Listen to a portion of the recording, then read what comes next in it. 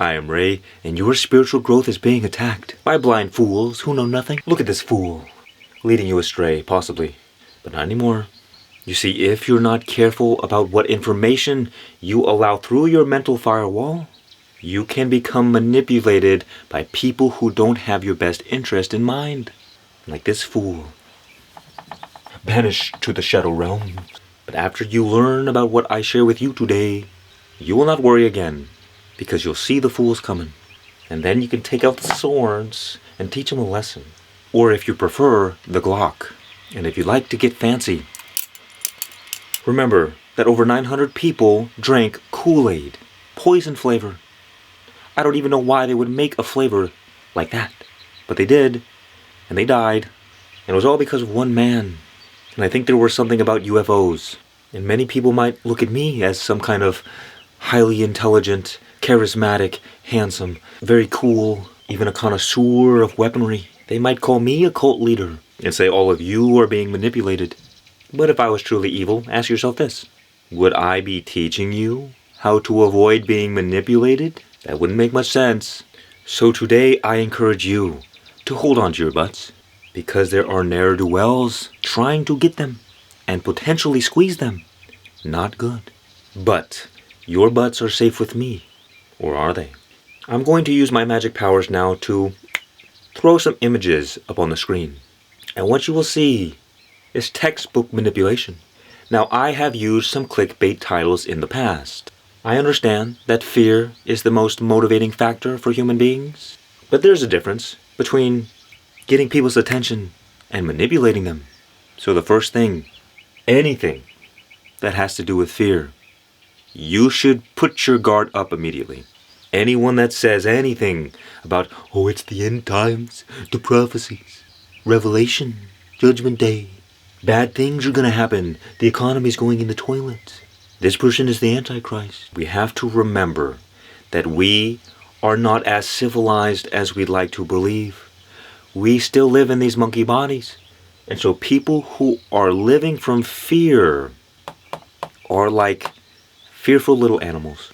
And when an animal is in fear, well, just think about it. We're like 3 days away from eating each other.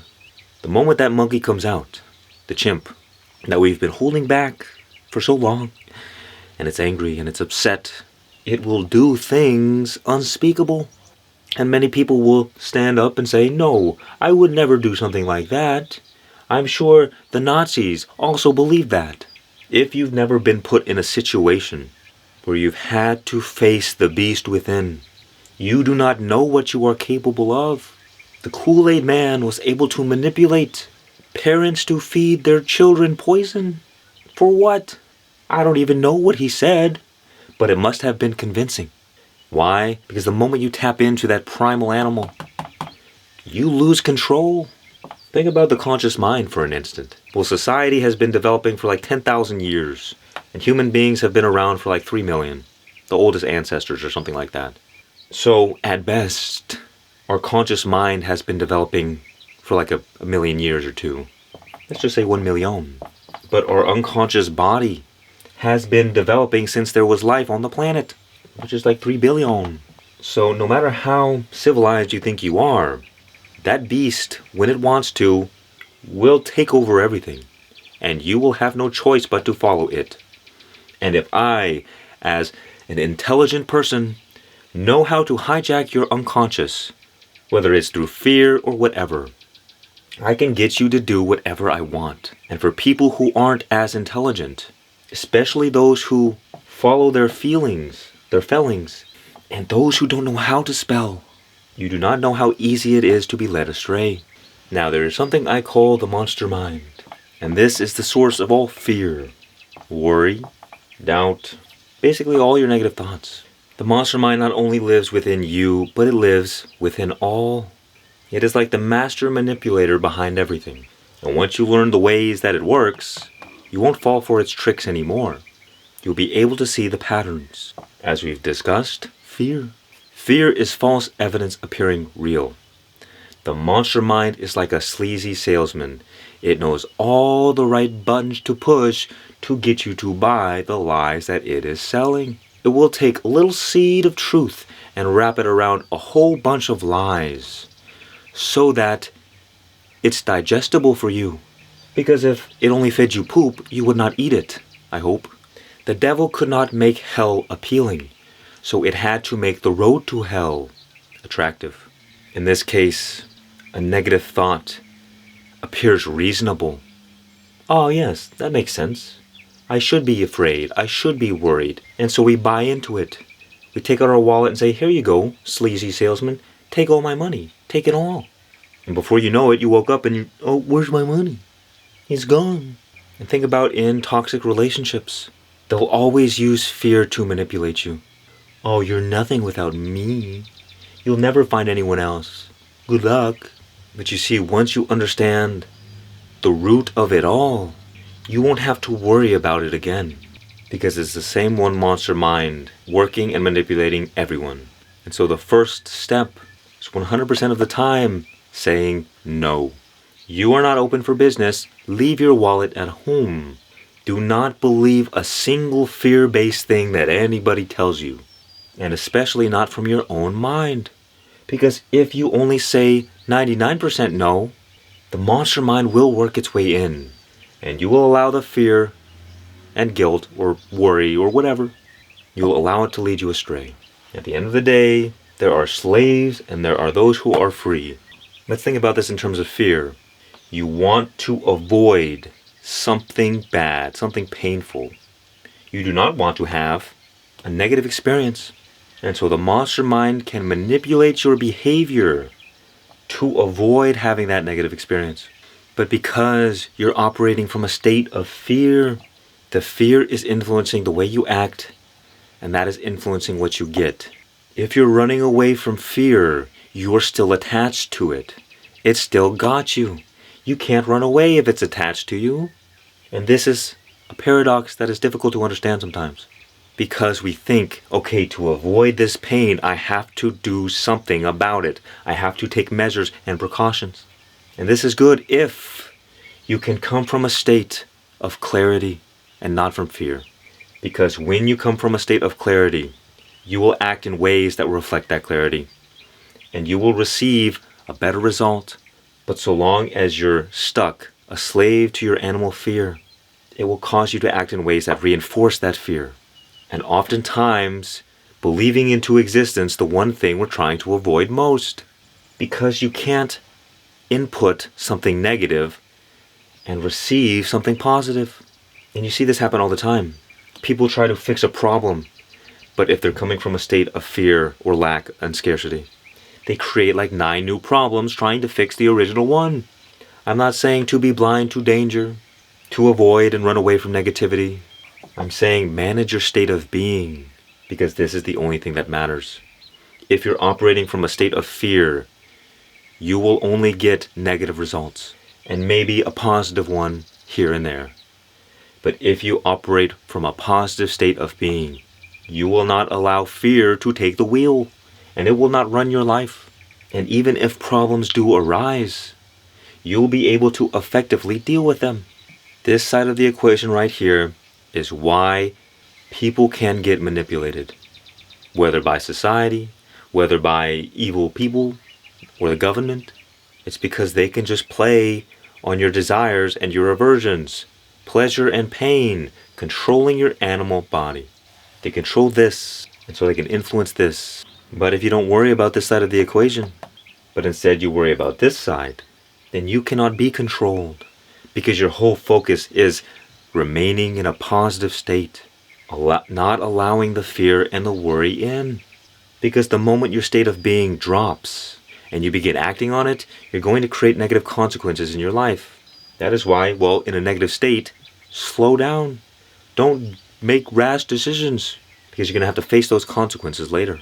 And you see, the whole point of what the monster mind is trying to do, it's trying to use fear to bring you to lower states of being.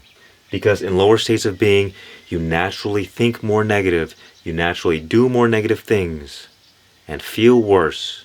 And the worse you feel, the more the monster mind can feed off your energy. The monster mind is like a parasite.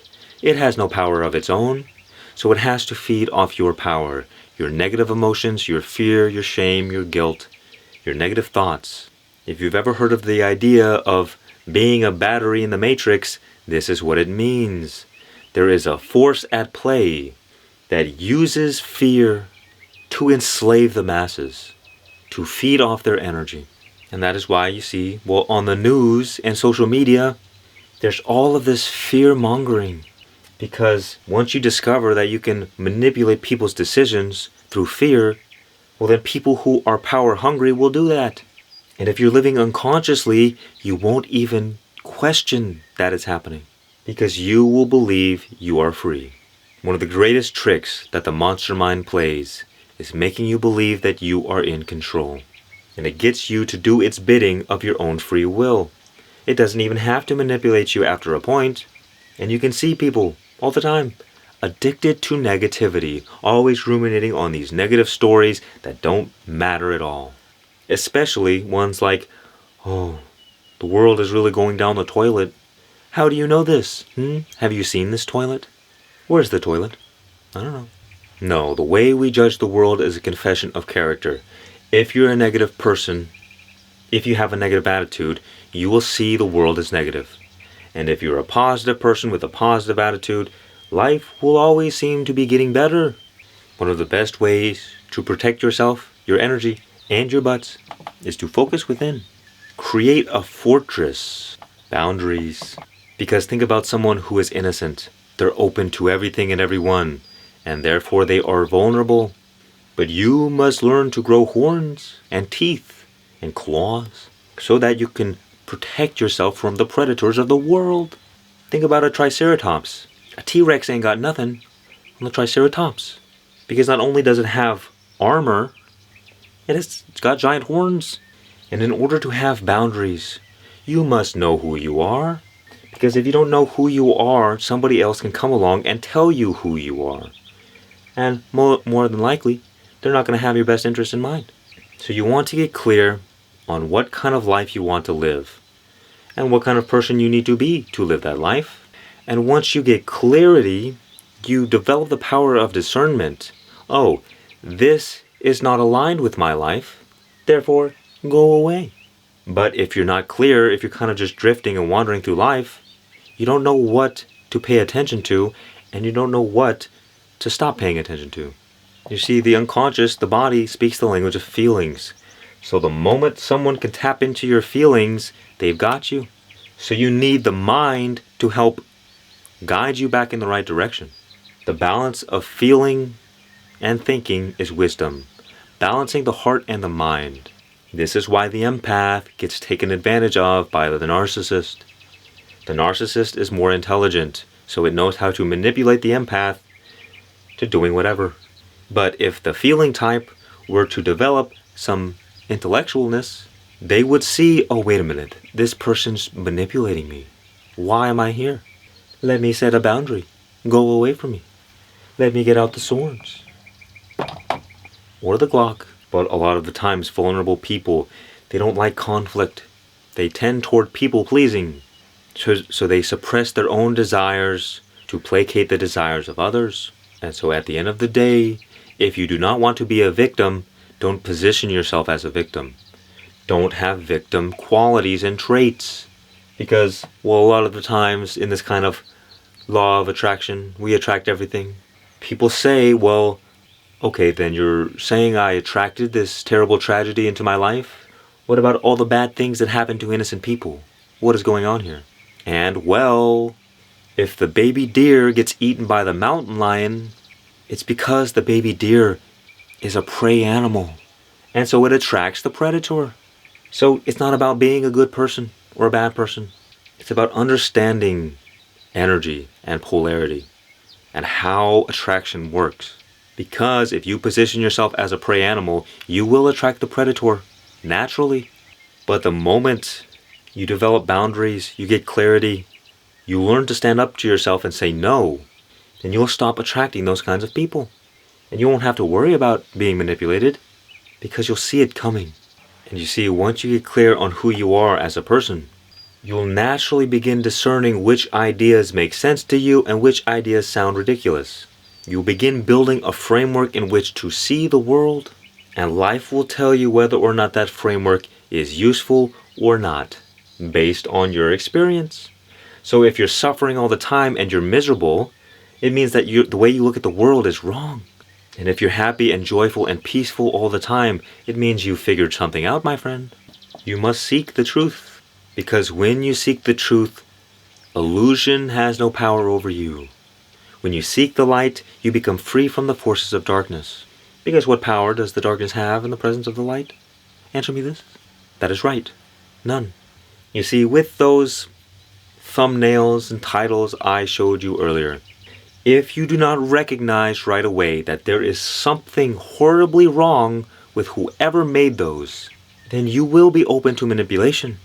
Because the moment you are tapped into the truth, you see automatically, oh, what is this ignorance? Who is this fool? You have your radar gun that measures people's stupidity is tuned. You recognize stupidity when you see it, and you recognize the truth when you see it. But if you're lost in darkness, you don't know what is true and what is not. Everything is a mystery. The one trait of awareness. Awareness is the key to truth and clarity.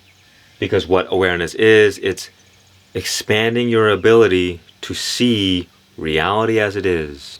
And with more accurate information, you can make better decisions. But if you lack awareness, which means you're living in unconsciousness, you're just living from your animal body, then anyone who is more intelligent than you can manipulate you into doing whatever they want. Because if you're a slave to your animal body, all that someone has to do, like a cow, he's moving, and the person says, no, this way. The cow goes, okay. Animals just act from instinct. They have no awareness, they're just unconscious. Or should I say they have minimal awareness. You see, the blind can only lead other people to be more blind. People who do not know the way cannot show you the way. And so there's a bit of a balance here. You want to listen to people who are living the life you desire, because that will help you develop the traits that you need to live that life. And at the same time, you want to, let's say, tap into your inner wisdom. Allow your intuition, your instincts to give you direction. And this is the greatest way to know whether or not you should listen to somebody or not. Do they have what you want? And you see, the reason that you must know thyself, because when you know yourself, you know who you are and you know who you are not. You want to embark on a journey of self-discovery, because the more aware you become about yourself, the less people can manipulate you. Because on this journey, you will discover where you are vulnerable, where you have trauma. And really, the only way that people can manipulate you, that the monster mind can get you, is through your open wounds, your trauma. And the more aware you become of it, the more you're on guard. And the easier it is to prevent yourself from getting into a situation that is not good for you. But if you have never even checked on your trauma, then it will be easy to pull your strings. So just remember, if you want to be free and not a slave, keep these points in mind. The slave is unconscious. The free are aware. The slaves are focused on getting, avoiding pain and pursuing pleasure. Desire and aversion. The free are focused on their state of being, or just being in general. The slaves allow the fear in. They believe it. The free have strong boundaries, and they have clarity. They're clear on who they are, who they want to be, and where they are going in life. But the slaves drift. They lack awareness, they are unclear. If you focus on these things, it is very difficult for anyone to manipulate you. And the more attached you are toward your desires and what you want to avoid, the easier you are to manipulate. The more you allow fear in, the more you're just drifting through life with no goal, no ambitions, no direction. And the more unclear you are about who you are, this is a recipe for disaster. Poop cake. I am Ray. Visit my cool store. And if you're tired of being stuck in the same old patterns and are finally ready to live a life you truly desire, book a call with me and I'll help you find the clarity that you need. Much peace and many blessings. And remember, just be careful.